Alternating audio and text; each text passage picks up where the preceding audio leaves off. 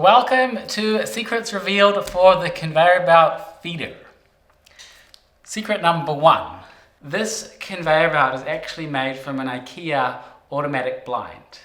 So here is what would normally be above your window, and that just rolls up when you turn it on. It's got a remote control, so you can do it from bed, I guess, which is super useful for our video.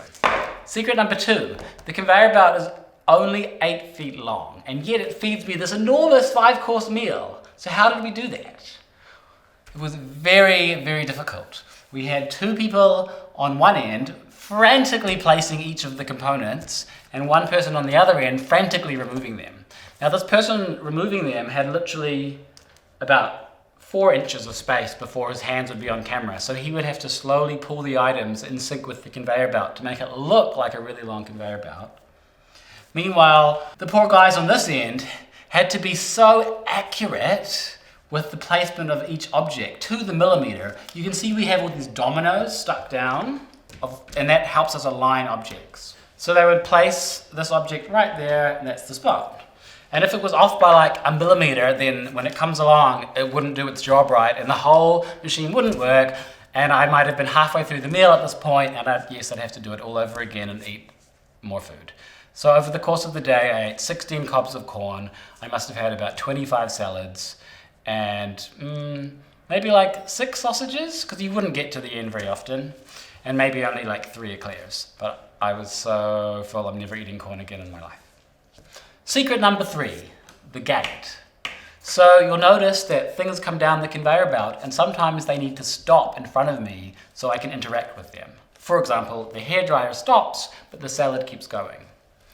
So we came up with this simple system. It's got a gate that gets lifted up and then gets pulled back down when we want something to stop and press against it. Anytime we want the gate to go up, we put this on the conveyor belt, a yellow triangle. And anytime we want the gate to go down, we put one of these on the conveyor belt, which slants down in the opposite direction. Would you like to see it work? So this is going to make the gate go up.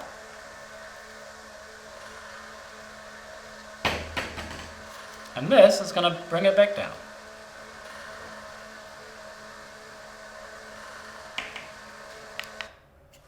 Secret number 4, the napkin launcher. The napkin has a square of mesh, wire mesh on the back, which is metal, so it will stick to this magnet button that I have on my shirt. And we just rolled it up this special way so that when it hits, it just unrolls beautifully.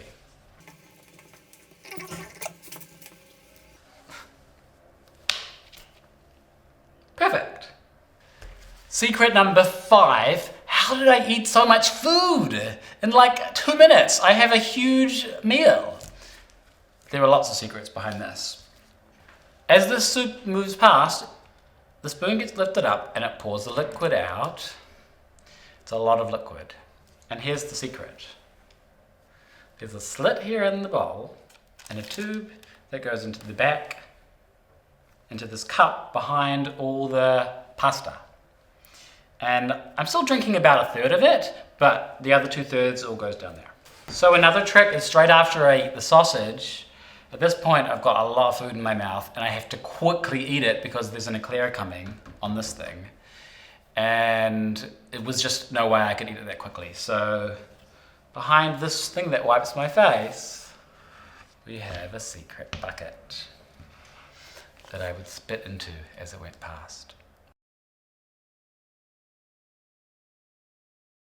Last but not least, this really long chocolate eclair that fits in my mouth, there's a trick. It's actually hollowed out. We pushed out all the cream, but then if you just had a hollowed out eclair, it would not, the structure, it's quite weak, so it would probably just get all smushed and not go into my mouth in a straight line. So we propped it up with this pipe inside that's fixed with little screws here, and that's inside of the eclair.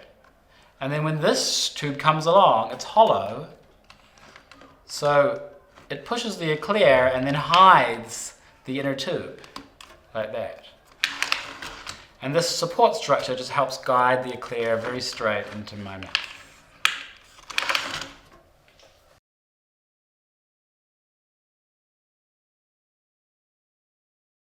I don't usually post videos like this with my secrets on YouTube, but I do it a lot on my Patreon. So if you're the kind of person that likes learning about the behind-the-scenes engineering, then consider becoming a Patreon supporter.